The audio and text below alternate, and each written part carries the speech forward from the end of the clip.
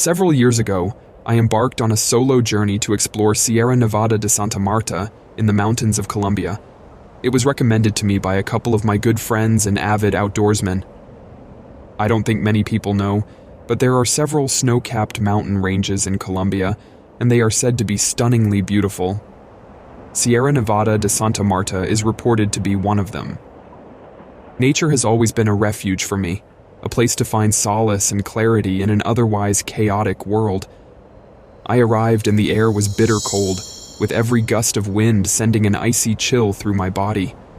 When I stumbled upon the remains of a ruined tent that seemed to merge with the shadows of the dark boulders scattered around, I was taken aback. From the little I'd read, this area wasn't known to attract many trekkers. It was one of the reasons I came here.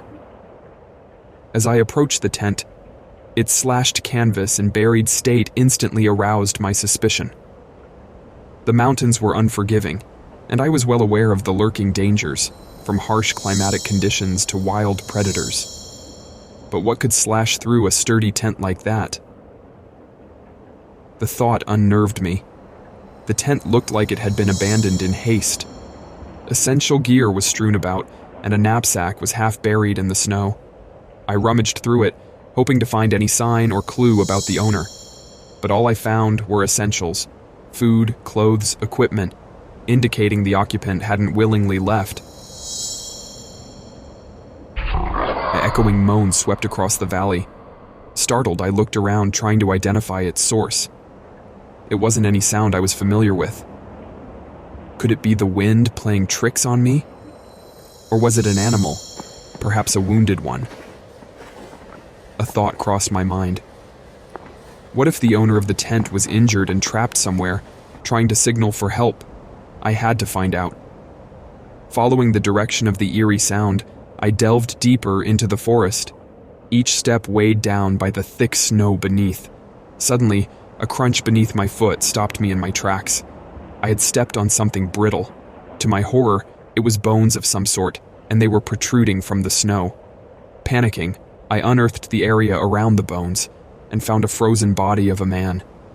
The open jacket revealed a deep and what had to be a fatal wound in the man's chest and abdomen. I was paralyzed by fear now, and each breath was forming a visible cloud in front of my face. The haunting moan echoed again, this time closer. Slowly turning around, I saw it, a figure obscured by the thick woods. The way it watched me was unsettling. Its eyes had an uncanny glow, and its posture was predatory. Every instinct screamed at me to flee. Abandoning the tragic scene, I ran, snow crunching underfoot, branches slapping my face, and the eerie moaning growing louder and more desperate with each passing moment. The creature seemed to be everywhere, haunting my every step. Hours felt like days. By some miracle, I spotted the familiar landmarks near my campsite. Without stopping to grab my gear, I made a beeline for the safety of my vehicle, parked at the trail's edge. As I fumbled with the keys, the moaning grew distant. I dared not look back, fearing the sight of that menacing figure. The car roared to life, and I sped away, leaving Sierra Nevada de Santa Marta and its horrors behind me. Later, I learned from locals about several legends of spirits haunting the valley, preying on lone trekkers.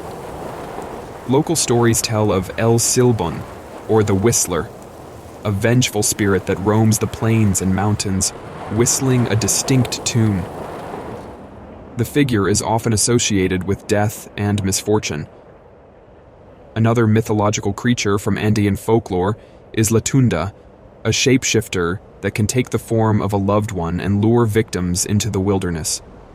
What I saw didn't seem to fit either of these descriptions, but I admit that I didn't do nearly enough research before setting out on this trek, and it nearly cost me my life. The vastness of the great outdoors, with its allure and mystery, can be irresistible to those looking to escape for a while. But it's crucial to arm yourself with knowledge. Research the area, understand its challenges, and respect local lore as not mere precautions, but essential guides. For in every whispered legend and old tale, there lies a grain of truth, a lesson from those who tread before us, urging caution and respect for the land and its secrets. As for me, it's been years since that day, but the chilling moan still rings in my ears whenever silence descends. I've hung up my trekking boots for good, choosing to find solace elsewhere, far away from the haunting memories of those mountains in Colombia.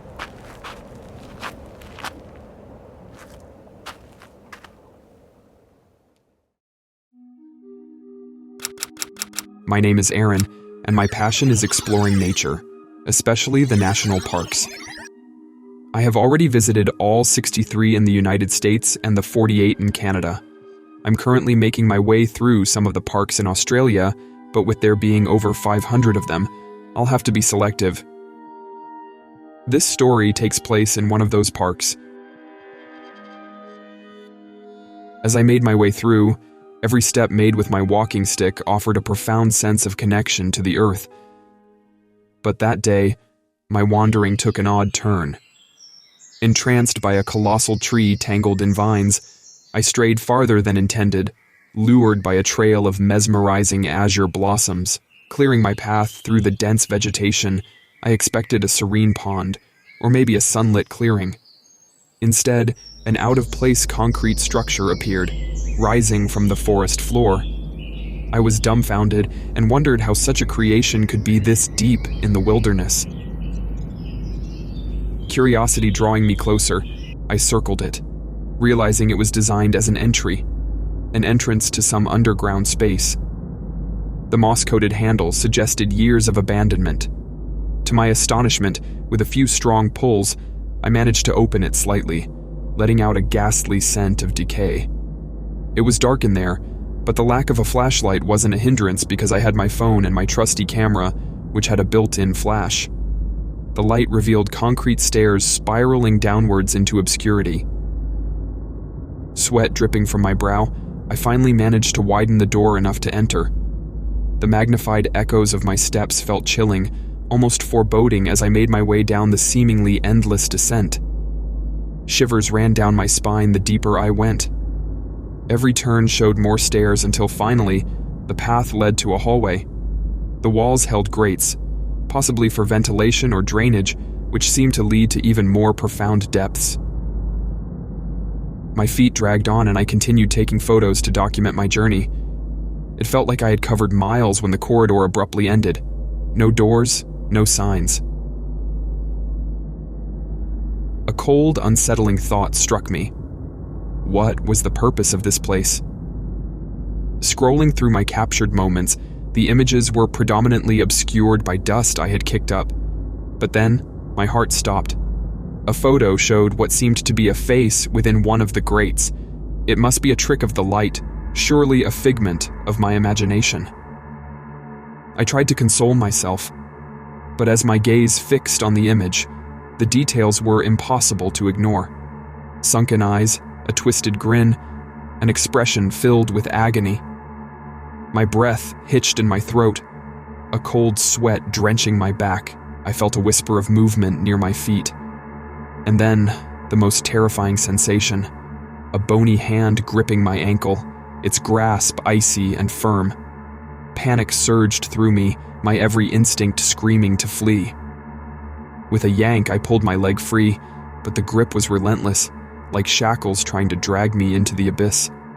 Summoning all the strength I could muster, I broke free and sprinted back through the corridor, desperate to find the staircase that had led me to this horrifying place.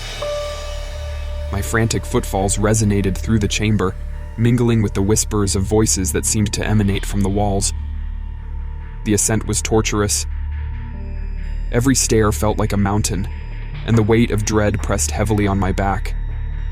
Every now and then, I'd risk a glance downwards, terrified of what might be pursuing me. Finally, I saw the entrance's faint light and I burst out, the fresh air filling my lungs, but I didn't stop running until I found my original trail.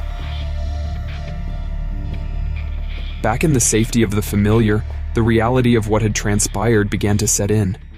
What was that underground labyrinth? Why was it there? And more importantly, who or what had I seen? Days turned into weeks, and the terror of that day slowly faded into a distant memory.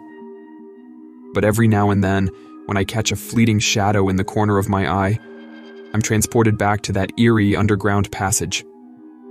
Determined to find answers, I returned to the park several times after that day, but strangely, I could never find the trail of blue flowers or that peculiar concrete entrance again. It was as if the forest had swallowed it whole, taking with it the chilling secrets that lay beneath. To this day, the mystery remains unsolved, but one thing is clear.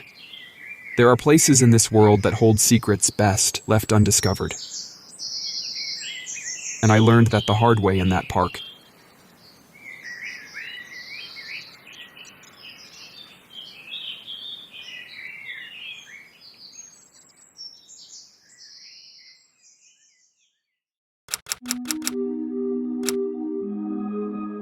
Honestly, I thought I was doing Ryan a favor by bringing him out camping.